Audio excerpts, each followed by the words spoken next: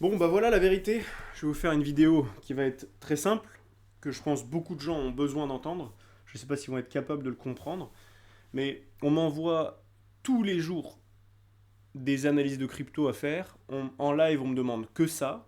Toute la partie formation, les gens n'en ont rien à faire. Je vais vous montrer quelque chose de très très simple dans cette vidéo. Bitcoin a fait 7% en 24 heures. Ethereum 1,3%. Solana 2%. BNB 2%. XRP 6%. Cardano 3,6%. Tron 1,4%. Avax 1,7%. Maintenant, on va prendre les mêmes coins. Le Doge a fait 15% en 24 heures. Le Shiba Inu 5%. Le PP 51%. Le WIF 27%. Le Bonk 28%. Le Floki 20%. Le Peanut 262%, c'est n'importe quoi. Est-ce que vous pensez réellement qu'investir sur des cryptos qui ne performent pas, c'est une bonne chose en fait?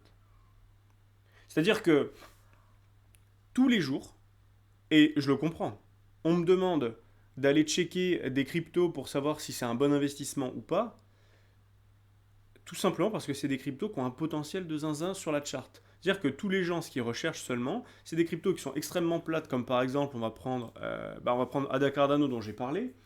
Les mecs vont chercher que des cryptos qui sont extrêmement plates comme ça, donc qui ressemblent à ça, voilà, qui sont très plates, avec beaucoup d'accumulation ici, beaucoup d'accumulation ici, et ils achètent comme des porcs, et ils attendent. Et du coup, ils attendent, c'est bien, hein, vous attendez, c'est très très bien, hein, mais vous allez attendre longtemps. Et en attendant, il y en a qui sont en train de se blinder en fait. Pourquoi il y en a qui sont en train de se blinder? Parce qu'il y en a qui sont en train de faire ça. Dire que pendant que vous attendez des cryptos qui sont actuellement là, et qui sont en train de consolider, il y en a qui sont en train d'acheter des cryptos qui sont en train de partir.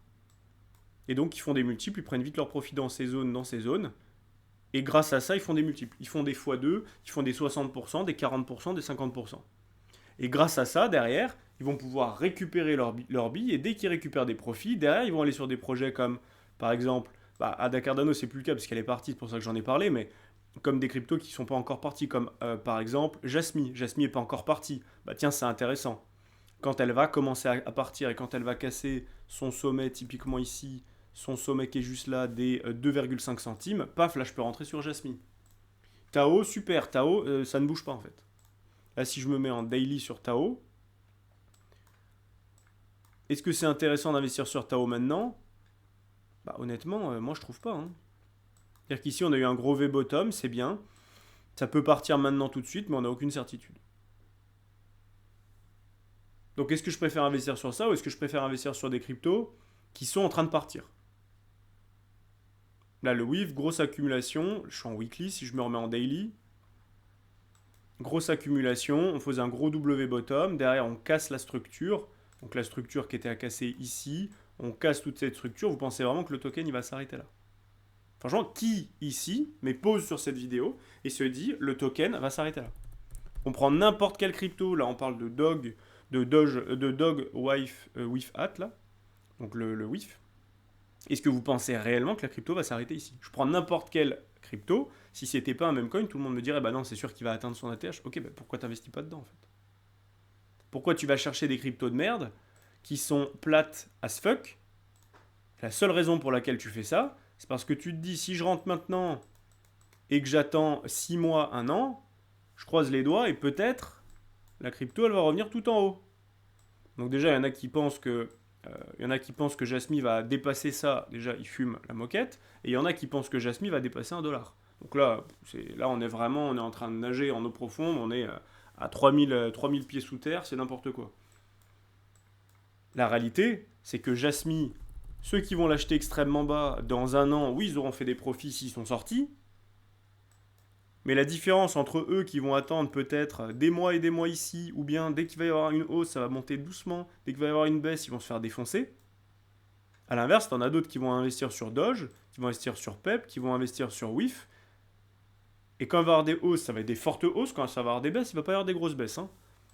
Je vais rechecker avec vous le Doge pour vous donner un bel exemple. Le Doge, tac. Ça, c'est le Doge. Voilà. Ça, c'est le Doge entre hier et aujourd'hui. Maintenant, on va regarder ADA, hier et aujourd'hui. Jasmy, hier et aujourd'hui.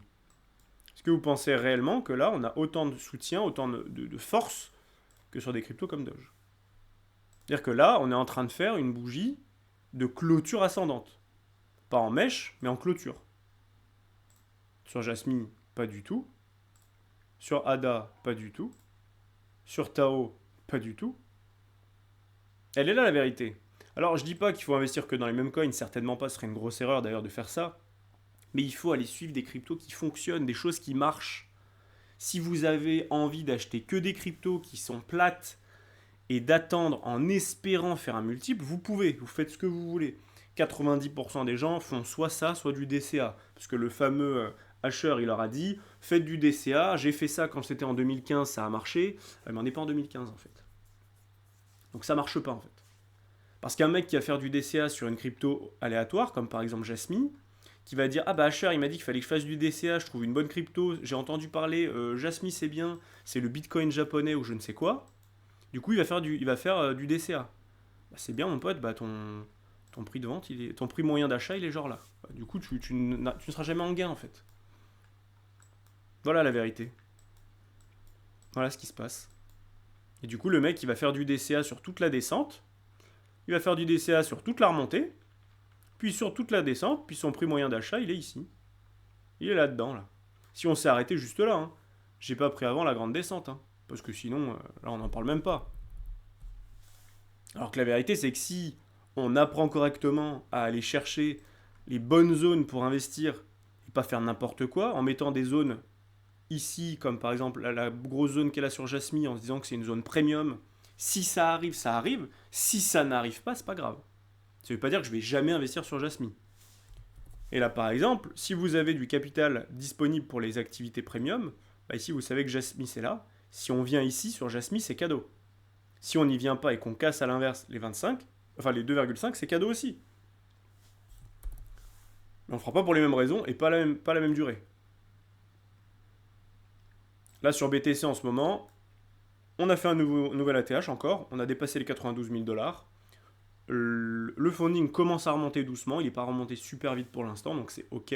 À voir cette nuit et demain ce qui va se passer, parce que si le funding remonte aussi vite, bah du coup le BTC va faire quoi? Il va aller corriger et il va aller chercher en dessous de ses 85 000 $, ce qui va lui faire une baisse approximative de 8-10% en fonction de comment il s'arrête aujourd'hui. S'il fait une baisse de 8-10%, bah vous avez des actifs comme Doge, ils sont tellement montés bah qu'en fait ils vont pas tant baisser que ça. Et vous avez des actifs à l'inverse, comme par exemple, bah, si je reprends le Jasmy, qui n'a pas performé, qui n'a pas cassé sa résistance, et si ici on a BTC maintenant qui corrige de 10%, à partir de maintenant, bah, déjà on a 16, 17, 18, 20, 25%, voilà. Et là on arrive dans notre 0,015. Et là les gens qui disaient c'est impossible, bah tiens, bizarrement ça devient possible en fait. Parce qu'ils s'attendaient à ce que tout explose de n'importe comment, bah, c'est pas le cas. Il faut aller sur les actifs qui performent. La raison pour laquelle ça performe fort, c'est ça. Une des raisons en tout cas. Donald Trump nomme Elon Musk à la tête d'un ministère de l'efficacité gouvernementale, donc le fameux DOGE.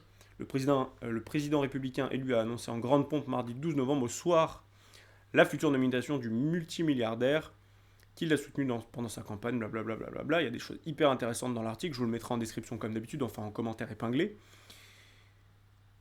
Première promesse de campagne qu'il va tenir. Efficacité gouvernementale. Alors il y avait des choses intéressantes. C'était quoi? C'était par ici, blablabla. Ça on s'en fiche. Bon là c'est l'argent qu'ils ont, on s'en branle. Clac, clac, clac. Ok, ça on s'en fiche.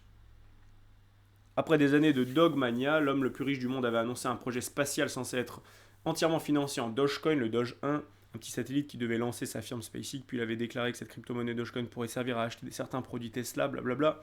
En 2023, il a brièvement utilisé une icône du Doge comme logo de Twitter, le réseau social qu'il a rattaché et rebaptisé X. Ça nous intéresse pas trop. Ce qui nous intéresse, c'est blablabla. Donald Trump a aussi annoncé qu'il comptait nommer comme ministre de la Défense Pete Hegseth, je ne sais pas comment on le prononce, c'est un ancien major dans l'armée américaine, aujourd'hui présentateur sur Fox News, blablabla. Non, c'est pas ça que je voulais vous montrer, c'est ça. Elon Musk a annoncé ensuite sur sa plateforme X que les actions du ministère seraient listées en ligne pour une transparence maximale. Un classement des dépenses les plus terriblement stupides sera également publié, ce qui sera à la fois extrêmement tragique et extrêmement divertissant, a-t-il ainsi ensuite jugé.